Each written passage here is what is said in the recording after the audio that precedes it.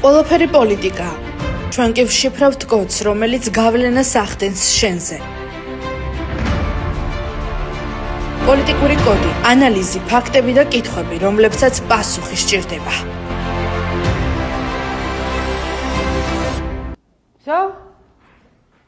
მოგესალმებით პატივცემულო ტელემაყურებლებო, ეთერშია პოლიტიკური კოდი და დღეს მეტად საინტერესო რესპონდენტი გვყავს.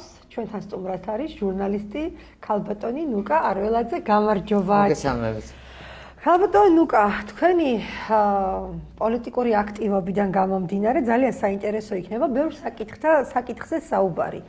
რომელიც საკითხებიც შეეხება არა მარტო შიდა ქართულ პოლიტიკას, არამედ ფარგლებს გარეთ, იმიტომ რომ ძალიან საინტერესო იქნება დღესდღეობით ჩვენი მეზობლების დამოკიდებულება მიმოვიხილოთ ქართულ პოლიტიკასთან მიმართებაში. მაგრამ ყველაზე მთავარი, რითაც მინდა დავიწყო თქვენთან საუბარი და უფრო საინტერესო იქნება, მე ვფიქრობ მაყურებლისთვისაც, ეს იქნება რა ხდება დღეს ჩვენთან. ჩვენს ქვეყანაში რა ხდება გლობალური ომის ფონზეა მსოფლიო, გლობალური ომის ფონზეა და დღეს რა ხდება ქვეყანაში. ქვეყანა არის გამოცხადებული ერთ-ერთ უსაფრთხო ქვეყანად მსოფლიოში, მაგრამ მაინც ჩნდება რაღაც ბევრი კითხვის ნიშანი, ხომ? რა პრობლემები შეიძლება გაუჩნდეს ქვეყანას ამ გლობალური ომიდან გამომდინარე? ეს შეიძლება იყოს ეკონომიკური, შეიძლება იყოს პოლიტიკური და კიდევ სხვა, იმიტომ რომ მეზობელი ქვეყნებთან სხვა დამოკიდებულებაში არიან ის ქვეყნები, რომლებიც ომში არიან ჩართულები და რა სიტუაციაში შეიძლება აღმოჩნდეს საქართველო. მოგესალმებით, დიდი მადლობა მოწვევისთვის. რაც შეეხება ჩვენ შიდა პოლიტიკურ მდგომარეობას, რომელიც განსაზღვრავს ჩვენ საგარეო პოლიტიკასაც, ხო? ავტომატურად, იმიტომ რომ საქართველო არის ფაქტობრივად გზაჯვარე დინზე და ჩვენ წარმოვადგენთ გეოსტრატეგიულად ძალიან მნიშვნელოვან ქვეყანას. თუმცა ის, რაც ჩვენთვის მნიშვნელოვანია და აუცილებელია ჩვენი მეზობლებისთვის, არაფერს არ ნიშნავს პირიქით. იმათი ძალიან დიდი სურვილია, რაც ბოლო პერიოდის პოლიტიკამ დაანახა საგარეო პოლიტიკამ ქართულ ხალხს, რომ რაც შეიძლება ნაკლები მნიშვნელობის და ნაკლები სიმძიმის ქვეყანა ვიყოთ პოლიტიკურად. ეს აისახა ძალიან ბევრ რაღაცაში, თუნდაც ჩემთვის მიუღებელი, მაგრამ რეალობაში არსებული ეგრეთ წოდებული ტრამპ-ტრიპის რაღაცა ეს ილუზიებით, ხო, რომ რაღაცა სომხეთი, აზერბაიჯანი რაღაცა იქეთ-აქეთ. ეს ბადებს ეჭვს, რომ საქართველოში და პოლიტიკა იმდენად გაურკვეველ პროცესებს გადის და იმდენად გაურკვეველ რელსებზეა, რომ ჩვენ გარედანაც იგივე პასუხს ვიღებთ.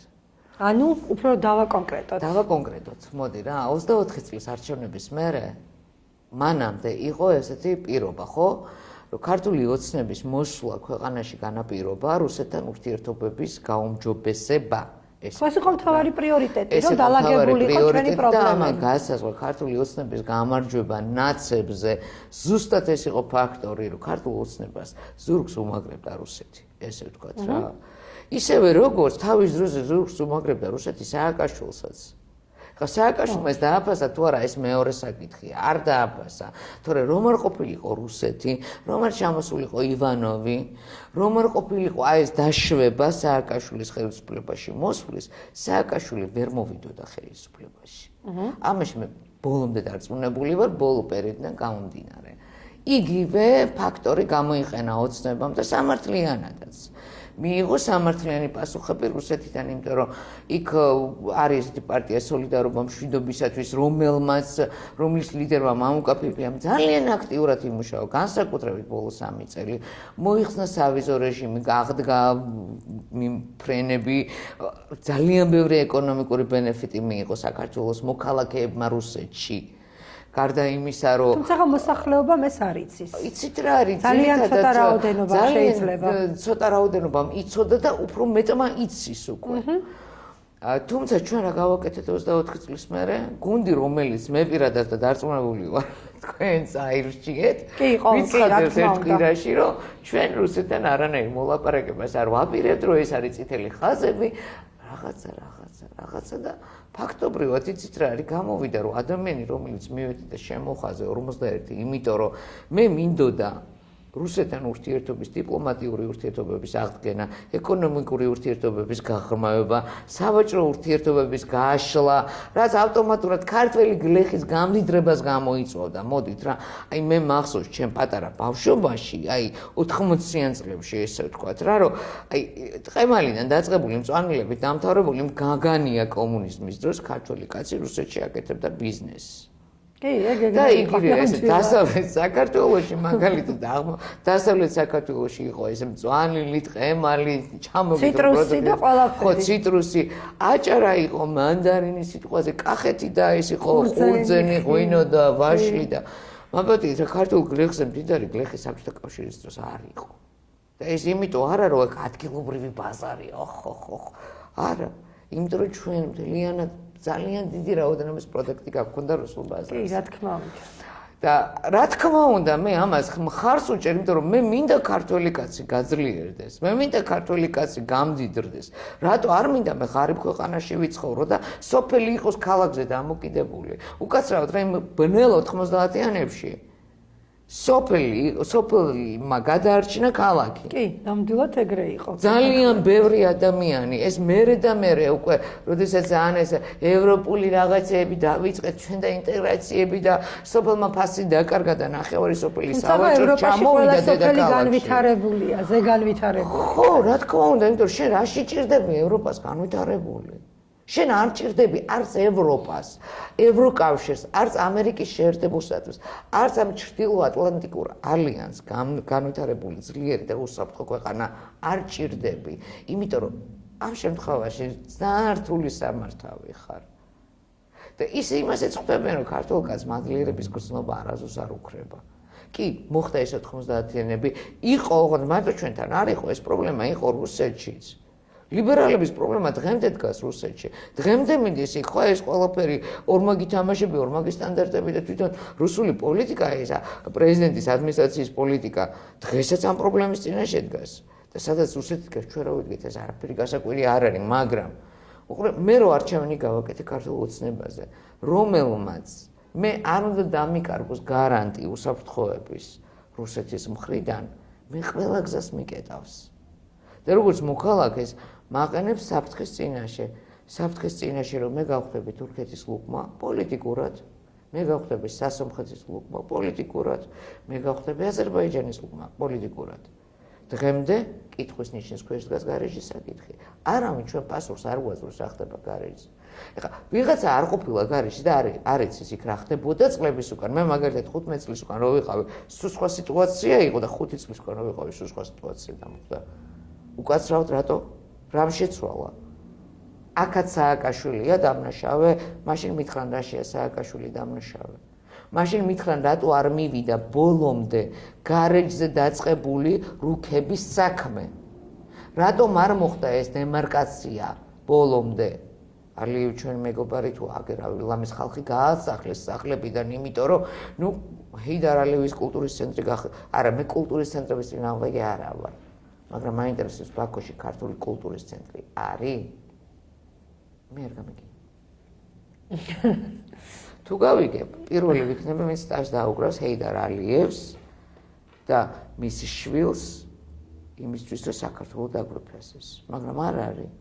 ესე არ ხდება.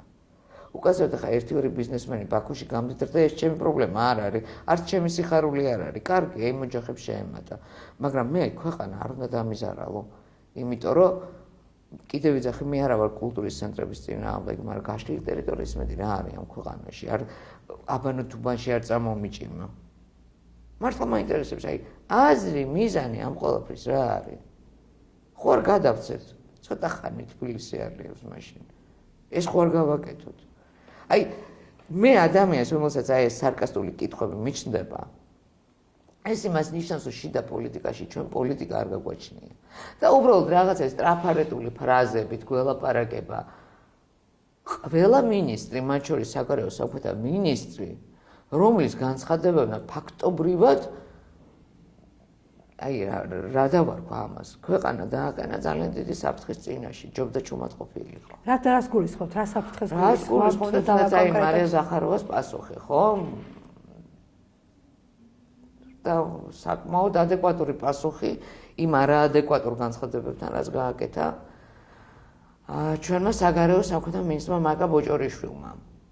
რა სიტყოდა რუსეთის პოზიცია როგორი იქნებოდა, რომ უკაცრავად გვაპატიეთ, ეხლა იცით რა, ეხლავე გავიყვანთ ჯარებს, ეხლავე გაგითავისუფლებთ ტერიტორიას, რომ ნატოს ჯარები, თურქული ჯარები ჩადგეს საქართველოში? ანუ როგორ ფიქრობთ? ჩვენ რა გარანტია გვაქვს რუსეთმა, რომ ვთხოვთ, მე არ ჯარების გაყვანას რო ვთხოვთ, ტერიტორიების დაბრუნებას რო ვთხოვთ. აი ჩვენ რა გარანტიას ვაძლევთ საკუთარ სახელმწიფოს და ხალხს, რომ ამის მერე ქვეყანა უარეს მდგომარეობაში არ ჩავარდება და გარეჯის ისტორია ყველა ჩვენ სასაზღვრო ტერიტორიაზე არ განმეორდება. რა გარანტიას მაძლევენ? სად არის ეს გარანტიები? შეიარაღება გვაქვს, მართლა სასწაული იარაღი გვაქვს. ჩვენი ეშინია თურქეთს, აზერბაიჯანს და სომხეთს და თავზე ხელს გადაგვისვავენ? როგორც ქვეყანას გვაღიარებენ, სწრაფარეტული ჩვენ ვაღიარებთ საქართველოს ერთიანობას, უკვე აღარაფერს ნიშნავს. იმიტომ რომ ფაქტები ცოტა სხვა რამეზე საუბრობს. აი, თქვენ თვითონ შეეხეთ საკითხს, რომელზედაც მე მინდოდა თქვენთვის მეკითხა, რა არის საჭირო იმისთვის, რომ დაალაგდეს ქართულ-რუსული კონფლიქტი. უდაოდ ერთ დღეს აუცილებლად ამას ყველა ქართველი იტყვის და ამაზე უნდა შევჯერდეთ, რომ რუსული ჯარები უნდა გავიდეს საქართველოდან, საქართველოს უნდა დაიბრუნოს ტერიტორიები, მაგრამ მანამდე, სანამ აი ეს ყველაფერი მოხდება, რა არის იმისთვის გასაკეთებელი? ორივე საქართველოს მხრიდანაც და რუსეთის მხრიდანაც. ანუ ორ მხრივი უნდა იყოს ურთიერთობები, ხო? აი რა არის საჭირო ამ ყველაფრისთვის? რა უნდა გავაკეთოთ ქართველებმაც? რა ნაბიჯი უნდა გადადგას აი თქვენი გადმოსახედიდან? როგორ ფიქრობთ ამ ყველაფერს და რა არის გასაკეთებელი მათი მხრიდანაც? ანუ ეს ორი ქვეყანა, ამ ორმა ქვეყანამ რა უნდა გააკეთოს იმისთვის, რომ იმ კალაპოტს დაუბრუნდეს ყველაფერი, რა კალაპოტშიც იდგა? ან უფრო უკეთესი კალაპოტი შეიქმნა. რა თქმა უნდა, ხო, ან უკეთესი ვარიანტი. საქმე რა შეეცით ჯარების გაყვანაზე, სანამ ვილაპარაკებთ, მე პირიქით მაგალითად. ნუ ეხლა ალტერნატივა დღეს ეგ არის, რომ ჯარები გაიყვანონ. ჯარები რო არ იდგას საქართველოს იმ ტერიტორიებზე, რომელიც დროებით არ არის ჩვენი იურისპრუდენციის ქვეშ, მოდი ესე დავარქმევ, იმიტომ რომ ოკუპაცია ცოტა სხვა რამეა. ოკუპაცია ნიშნავს იმას, რომ სიტყვაზე ადამიანმა შემოვიდა, დაგიპყრო და წაგართვა. ჩვენთან ჩვენის გვავიწყდება, რომ აფხაზეთში და სამხრეთ ოზეთში იყო სამოქალაქო დაპირისპირება. ჩვენ ომი რუსეთთან არ გქონია. 2093 წელს 27 სექტემბერს დასრულდა. ჩვენ არა, ომი რუსეთთან არ გქონია. ჩვენ გავიხსენოთ რატომ დაიწყო დაპირისპირება აფხაზეთსა და სამხრეთ ოსეთში. იმიტომ რომ მაშინდელმა ხელისუფლებამ, სრულიად გამსახურდიას ხელისუფლებამ გააუქმა აფხაზეთის და სამხრეთ ოსეთის ავტონომიები, დატოვა აჭარის ავტონომია და ფაქტობრივად გამოაცხადა სეპარატისტული მოძრაობის დაწყება. ამით ჩვენ ქსენოფობიას და ყველაფერს შევუწყოთ ხელი. და სამწუხაროდ მაშინდელმა საქართველომ ამას ტაში დაუკრა. ჩვენ გვინდა აფხაზეთი და გვინდა სამხრეთ ოსეთი და გვავიწყდება რომ ამ მხარეში ცხოვრობს ხალხი რომლებიც წარმოადგენს აფხაზეთს და წარმოადგენს სამხრეთ ოსეთს ისევ როგორც მე ვცხოვრობ აქ საქართველოში და წარმოადგენს საქართველოს სხვა ქვეყანაში ისევ როგორც ვიღაცა ცხოვრობს სამეგრელოში და წარმოადგენს სამეგრელოს საქართველოში ჩვენ ეს გვავიწყდება რომ იქ ცოცხალი ადამიანები ცხოვრობენ ჩვენ მაშინ ვის დაუწყოთ ომი, ვისი დახოცვა დავიწყოთ აფხაზების, ოსების? არ იყვნენ ჩვენი მოწმეები? ჩვენი კუთხე არ იყო ის, მე დღემდე მეტირება, დღემდე გული მიკუდება, მე ნათესავები მყავს იქ დაღუპული. გესმის, არ არის ჩემთვის ეს მარტივიდან, ბევრი ქართველისთვის, შეგნებული ქართველისთვის, ეს ურთულესი თემაა. ძალიან რთული თემა, იმიტომ რომ ჩვენ ამას უყურებთ რაღაცა ესეთი ტრაფარეტული ფრაზები და მე ნამდვილად ვერ ვუყურებ, იმიტომ რომ ჩემთვის მართლა არ არის, მარტო გამარჯობა აფხაზეთო ადამიანებია. რა თქმა უნდა, ადამიანებია, ვისაც გამარჯობა და ბევრი წამოსული ადამიანია გული შეტკივა და თავის სახლი უნდა და თავის ჩვენ ვეძახით რუსეთს ოკუპანტს და არ გვაინტერესებს აფხაზი რას გვეძახის. თუმცა ახლა ახალგაზრდა აფხაზებმა დაიწყეს ქართველ ფაშისტებს გვეძახიან. სიტუაციებთან დამოკიდებულება დადებითი. განწყობილი ტიპები ფაშისტებს კი, გვეძახიან ნამდვილად. და დამხმარებლად გვეძახიან, გესმის? აი, მე რა რო სიტყვაზე აი გაუგებრობა ამისთვის აუცილებელი რა არის იცი? საუბარი. აუცილებლად. აი, მე მაგალითად უკრაინაში ეს ნატო რუსეთის ომის მერე გამოჩნდა ქართულ პოლიტიკაში ესეთი ადამიანი მამუკა ფიფია, რომელსაც აუცილებლად უნდა ვილაპარაკო. დიდი სიამოვნებით წამწერდი ბატონ მამუკასთან ინტერვიუს. შესაძლებელია. მამუკა ფიფიას როლი ქართულ პოლიტიკაში შემოსვლის იმდენად დიდია და მნიშვნელოვანი. რაი ძალიან ბევრი დღეს ამას ვერაც ცნობიერებს და აგიხსნით რატო. ჩვენ საკმაოდ აი ათეული წლები ჟურნალისტიკაში ვართ რა. ვადენებთ უყურს რა ხდება საქართველოში, საქართველოს პარკლებს გარეთ. აი 3 წლის მანძილზე რაც მამუკა უკვე აქტიურად არის პოლიტიკაში, აქტიურად არის საკუთარი პარტიის სოლიდარობა მშვიდობისთვის წარმომადგენელი რუსეთში და ქართული ინტერესების გამტარი საქართველოს 35 წლის მანძილზე იმდენი კარგი და იმდენი დადებითი ინფორმაცია არ გაჟღერებულა, რაც ჟღერდება მამუკა ფიფიას წყალობით რუსეთის არხებზე. აღარაფერს ვამბობ მის მიერ გაკეთებულ საქმეებზე საქართველოს სასარგებლოდ. მე მეკითხები, რა გააკეთა? რა გააკეთა? ფრენების აღდგენიდან დაწყებული, დამთავრებული საქართველოს მოქალაქეების უფლებების დაცვით და კვოტების გაზრდით რუსეთში. ის საქართველოს მოქალაქეს დღეშეულია რუსეთში წავიდეს და იმუშაოს თავისუფლად. რეგისტრაცია გაიაროს და დაუშვათ რუსეთის კანონების დაცვით, რა თქმა უნდა. ის როგორც ყველა ქვეყანაში. კი, აი ამ ყველაფერს დანახვა და გაგება უნდა. რა თქმა უნდა ძალიან ბევრს ახლა მამუკა გახდა არასასრული პერსონა, იმიტომ რომ წლები ტიპები ზიანდა, აი როგორც ესეთი გემრიელად ცხოვრობენ რუსეთის ხარჯზე, მაგრამ უყურე ჩვენ ხალხი, როგორ ხალხის განწყობაზე მუშაობენ, ესე რომ ქსენოფობიური იყოს, ანტირუსული იყოს, მაგრამ თვითონ რუსეთში ბიზნესებიც აქვს, ყველაფერი აქვს, გესმით და აი ეს რუსულ-ქართულ ურთიერთობების დარეგულირებაში ყოველთვის იმით არიან დაკავებული, როგორ მას დაძაბონ, გააფუჭონ, აი არ ვიცი გაათახსინონ. ამ ბიჭმა აი ეს არეალი, აი ეს აიზბერგი მამუკა ფიფიას წყალობით დაიძრა და დნება. გესმით? აი ეს გამოჩნდა რეალურად რუსეთი რას ფიქრობს ჩვენზე. რუსულ ელიტებში რა განწყობებია საქართველოს მიმართ.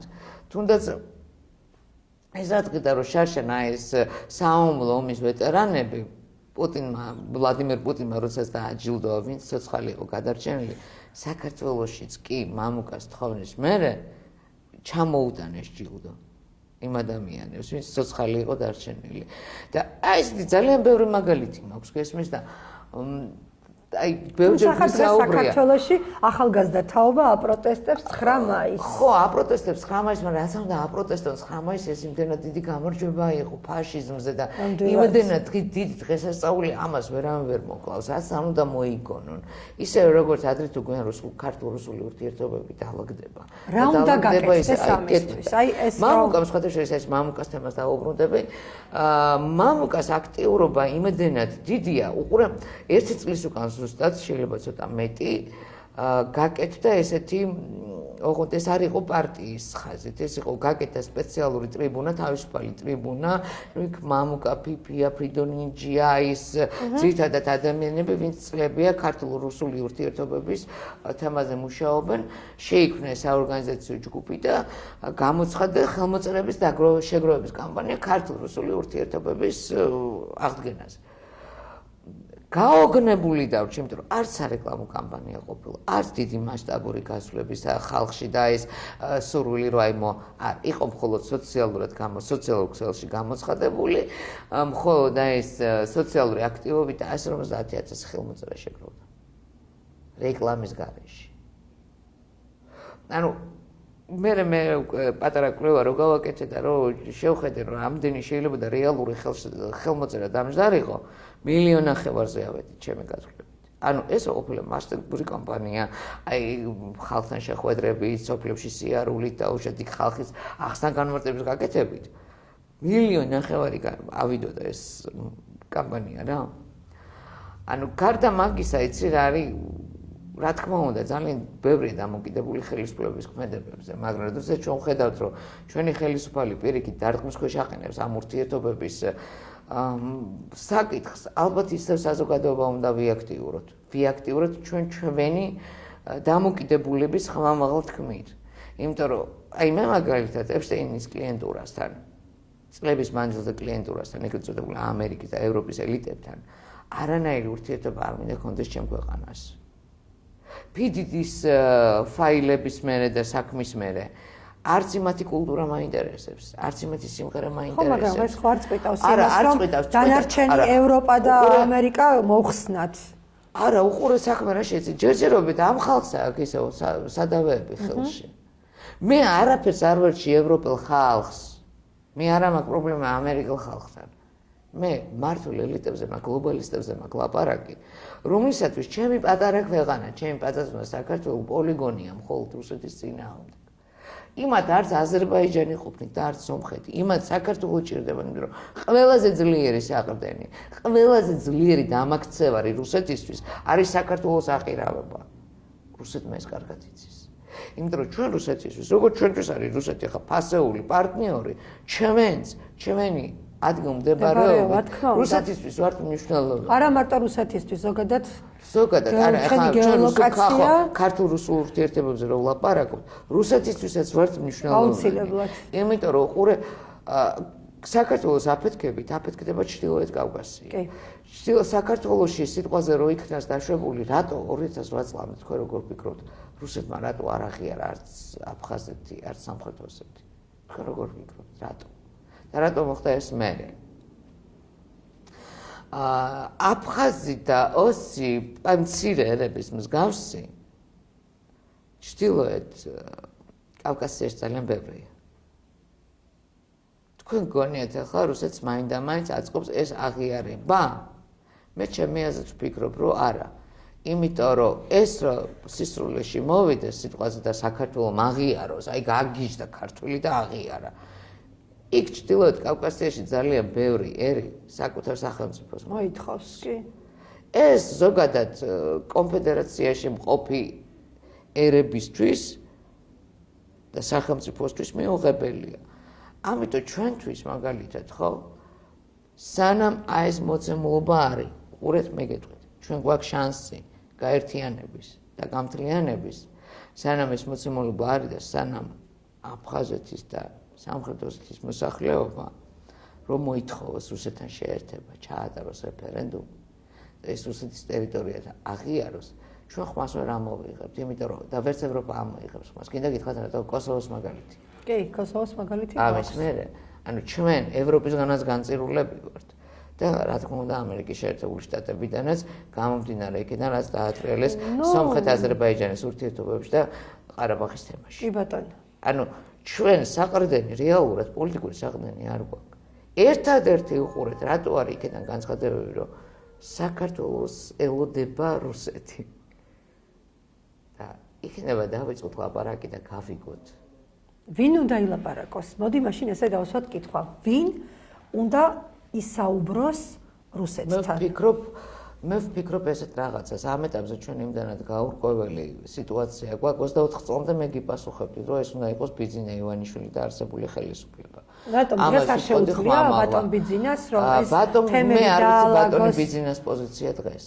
უყურე, მე ვიცი კობახიძის პოზიცია და არ მივესალმები, მე ვიცი მაკაბოჭორის სულის პოზიცია და არ მივესალმები, იმიტომ რომ ჩემთვის ამეთი პოზიცია გაიგივებულია მიშა სააკაშვილის პოზიციასთან და ამ კონტექსტში ერთ ხაზს ვხედავ, მაგრამ მე არ ვიცი ბიძინა ივანიშვილის პოზიცია.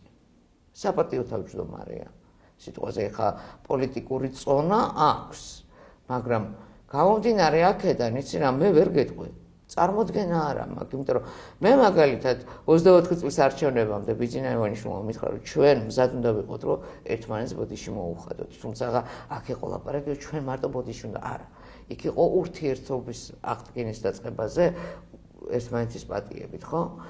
და იყო ძალიან ბევრი დამაიმედებელი განცხადება 24 წლის საპარლამენტო არჩევნებამდე. ბატონი ბიძინასთვის ეს სიტუაცია მის უყურე განრიგში და ელოდება რაღაც იმ ხელსაყრელ მომენტს, რომ გადადგას ეს ნაბიჯი ამ ადამიანმა. იმედი მაქვს, ზუსტად მაგის იმედი მაქვს.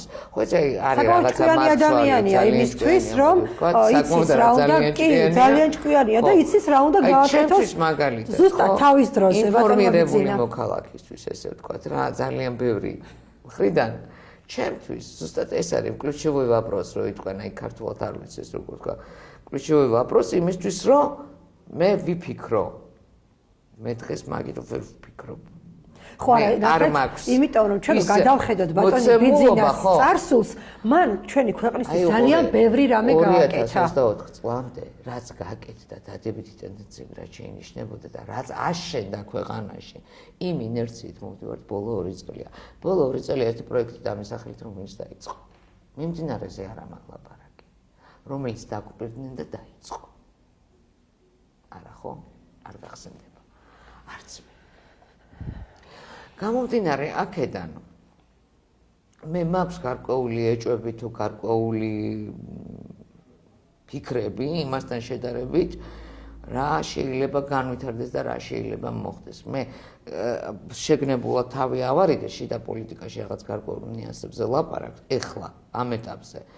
მაგრამ მე დაუბრუნდები ისევ ეს მამუკა ფიფიას ფაქტორს, რომ ამ ადამიანის შემოსვლა პოლიტიკაში ძალიან ბევრ ადამიანს, მათ შორის მეც იმედი გაგვიჩინა ჩვენ, რომ აი ეს რუსეთ-საქართველოს ურთიერთობები არ ჩაკვდება და ეს არის ნათელი ხაზი და გზა, რომელმაც შეიძლება გავლენა მოახდინოს. საქართველოში როგორ მიიღებენ ბატონ მამუკას, როგორ ფიქრობთ? საქართველოში მამუკა ქართული მოსახლეობა, საკმაოდ მიღებულია. აი ქართული ახალგაზრდობა. ძალიან რეიტინგული პოლიტიკოსია.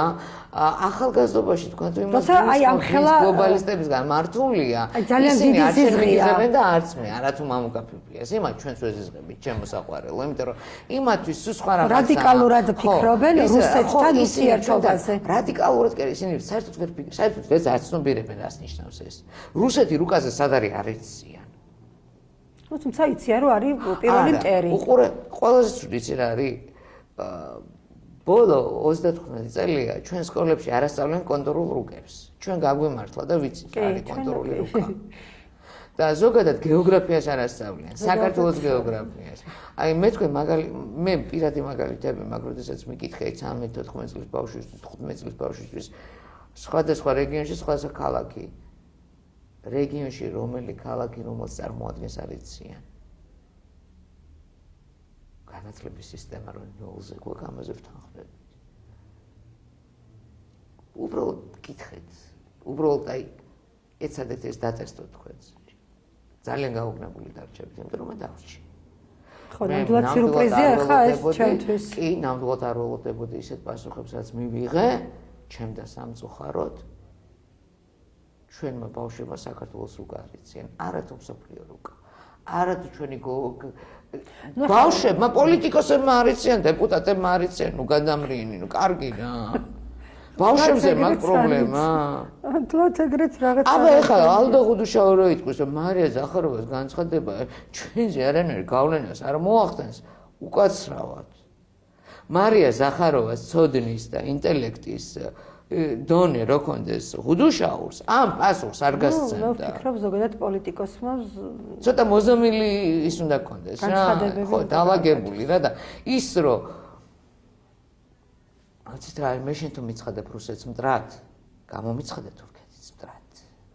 გამომიცხადე სომხეთიც მტრად და გამომიცხადე აზერბაიჯანიც მტრად. იმიტომ რომ ჩვენ ყველასთან გვაქვს სადავო ტერიტორია. აუ ყველასთან აბსოლუტურად კი. თუ ამას არ აკეთებ, კეთილი ინებე და იპოვე პოლიტიკურად დიპლომატიური სიტყვები, რომ ჩემი ქვეყნის, ჩემი სამშობლოს მდგომარეობა დარეგულირდეს ამ საშინელ გლობალური კატასტროფის წინაშე მდგარ მსოფლიოში.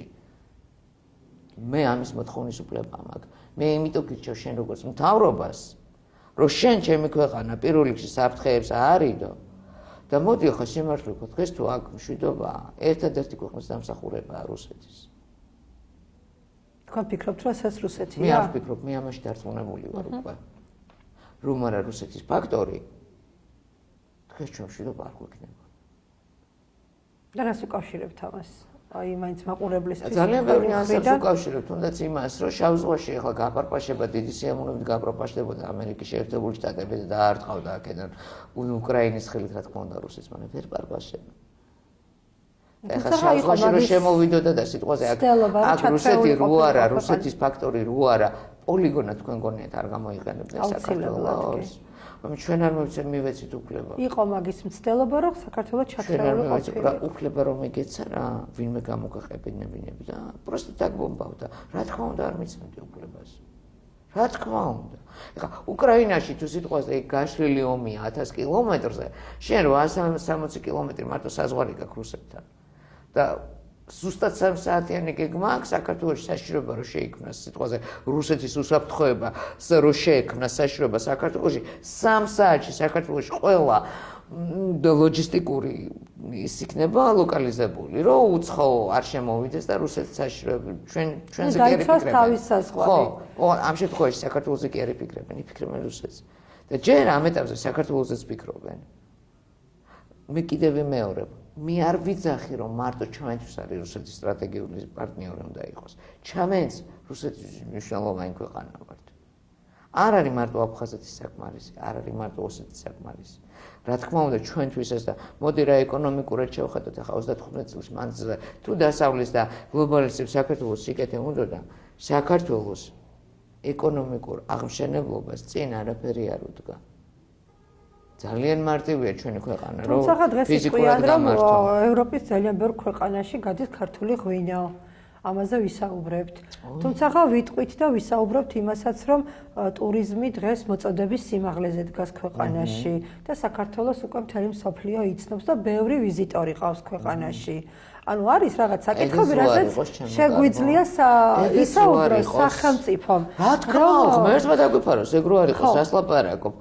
მე ვლაპარაკობ, ჩემი აღშფოთება და ჩემი კრიტიკა არის იმაზე, რომ ის რაც 2 წელია ხო ვიძახი, ახლა ვერ გავიგე ჩვენ მოგწონს ეს არაბული პროექტები, რაზეც ტაშმანდური გვიკრეს? მე არ მომწონს. თუმცა იყო ახსნა ამაზე, რომ ეს არ არის აქ ინვესტიციები იდება და 33%-ო ჩვენია და ამით მეტრაბახება, როცა ელემენტარული სურო ბიზნესის კანონები არ იცოდე, იცი რომ 51% საკონტროლო პაკეტი თუ არ გაქვს, შენი ხმის უფლება არაფერზე არ გაქვს. არაფერს არ წარმოადგენ, არც ბიზნესში. ან მოგცემენ დივიდენდს ან არა, ან გადაგაგდებენ. 33%-ით მეტრაბახები? თუ რომელი ისა ნაკადით, რომ ქვეყნები, სადაც ბოლო პერიოდი გლობალისტებმა არეულობები მოაწყვეს, ყველა მიგრანტი შევიფარეთ. ხო, აბსოლუტურად საქართველოს გატენილია 250,000, 3 მილიონი ქვეყანაში 250,000, 10%-ია ლამის. ფლოსტებიანი მიგრანტები, არა, იცი რა არის? არ მინდა მე ჩემი ქვეყანა გაივსოს იმ მიგრანტებით, რომელიც ჩემ ქვეყანაში მოუმატებენ კრიმინალურ სიტუაციას, გაიგე გაამრავლ და რომელიც სიბინძურეს შემოიტანენ რა. ნუ დღეს რასაც ვუყურებთ და გადმოცემენ იმედზე, ასევე სხვა არხებზე, სულ არის უცხოელები, უკრაინელები, ვიღაცები ნარკოტიკებთან დაკავშირებით უბედურება ხდება ამ ქვეყანაში. აბსოლუტურად ყველა შემოსული მიგრანტი არის დაკავებული ნარკო ვაჭრობით. იმიტომ რომ ჩვენ საზღვრები გავუხსენით ისეთ ქვეყნებს, რომელთანაც არ უნდა გაგვეხსნა საზღვარი, ბოლო 17 ქვეყანა რა იყოს ჩამონათვალში. თუ გახსოვთ, მე ძალიან ახშობთ ყველანი და იქ რას ლაპარაკობ, იქ რაღაცა ქვეყანაში, რაღაცა პასპორტი. ვინ დაუწყებს ვის პასპორტის ყურება, სად არის დამყოფი და სად არა.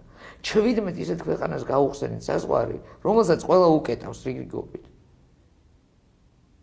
და არ ვიცი და ამაზე მაქვს მე პრობლემა იმ არსებულ ვითარებაზე მაქვს, რომელმაც მე უმოქმედო გამხადა. რომელმაც სატელევიზიო სფერო და მედია სფერო რაღაცა აი ერთი მხარეა და ერთ ხმაში ლაპარაკობს, მეორე მხარე და ერთ ხმაში ლაპარაკობს. განსხვავებული აზრი აღარ აქვს. რომელი არის ხო თქვენი ტელევიზია სიტყვაზე, ის რაღაცა აი ეს ტელევიზია, ჩვენი ტელევიზია ესე ვთქვათ, რომელიც აი რაღაცა ცდილობს, რომ აი გადარჩეს და დანარჩეს დააკვირდი, გაოგნებული დარჩები რა. და ამიტომ არ გადავაგდეთ სააკაშვილი? ხო. იმიტომ რომ სიტყვაზე ადამიანს რომ ყველაზე ცუდი იცი რა არის აი საქართველოში არ იმუშავა ამას სააკაშვილის შენ რო გინდა რომ სისტემის მუშაობა გამართო საზოგადოებაში შიშის ფაქტორის დანერგვით საზოგადოებას ვერ შეეშინა შეიძლება თან ცილა ჩვენ შეშინებულები ვართ უკვე გადაგვიარა ხო ანუ რას ვიძახი იცი რას მოლის მომაი სააკაშვილმა ეს რაღაცაირად აი მოუმზადებლები რო ვიყავით მოდი ჩვენ ისე რუსულ თემებს რუსეთ-საქართველოს ურთიერთობებს დავუბრუნდეთ მე ვფიქრობ აი როგორ ვფიქრობთ ახალგაზრდები რომლებიც დღეს საქართველოში აი ესეთი განწყობით არიან რუსეთის მიმართ აი ძალიან აგრესიული განწყობაა ხო ამას ყველგან ვაწყდებით და აღარც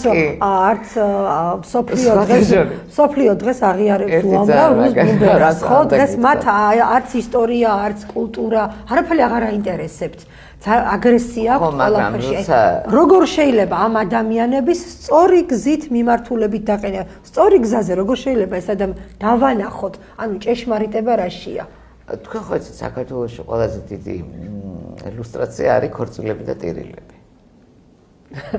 ნებისმიერი ქორწილი ხა იქ ხოიო აკაცუკიც არის და არა აკაცუკიც ხო სანათისაოს ხო ვერ გაჭრიან არა? კი, ნამდვილად. და ნებისმიერი ქორწილი მთავრდება რუსული სიმღერით და ტაშმანდურით. ისე კარგად შეყვავენ ეს აკაცუკების და არა აკაცუკების ერთად. არა, ხო, ნუ შეიძლება რა თქმა უნდა. მე ამით თქვა მინდა იცი.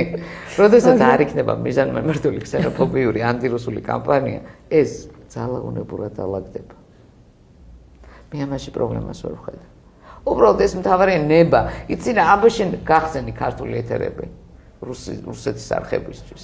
აბაშენ გახსენი რუსეთის კულტურის წარმომადგენლებისთვის ჩვენი ეთერები. აბა გაუშვი რუსეთში ქართველი კულტურის წარმომადგენლები და ჩამოიყვანე იქიდან. თუმცა ვინც არის ყველა წარმატებულია და უდიდეს პატივს სცემენ. და ნუ ამბობენ ადამიანები რომ მათ იგრძნეს რა არის იყვნენ ხელოვნებაში. ეს ნუ ფაქტია, ამას ვუყურებთ და ვხედავთ, კი. მათ ყველა სფეროში იგრძნეს. თავარი პოლიტიკური ნება. პოლიტიკური ნება. აი უყურე, ელემენტარული ხა ჩვენ გვაგვედნიერება, რომ ამ ტელევიზიას აქვს აკრედიტაცია რუსეთის საგარეო საქმეთა სამინისტროში. მაგრამ არც ერთი რუსული არხის აკრედიტაცია არ არის საქართველოს ოფიციალურ უწყებებში. რატო? აი მე მაგკითხვა, რატო არ უნდა დაუშვეს შენ პრესკონფერენციაზე პრემიერ-მინისტრმა რუსული არხების წარმომადგენლები ძალიან მაინტერესებს. საინტერესო კითხვა ნამდვილად. რატო არ სვავენ კითხვას ჩვენთან რუსის ჟურნალისტები? რატო არ აქვთ უფლება იყვნენ პრესკონფერენციებზე? საინტერესო კითხვა ნამდვილად ისინიც მედიის წარმომადგენლები არიან და სოფლიო მედიის მე თუ გამიხსნა რუსეთმა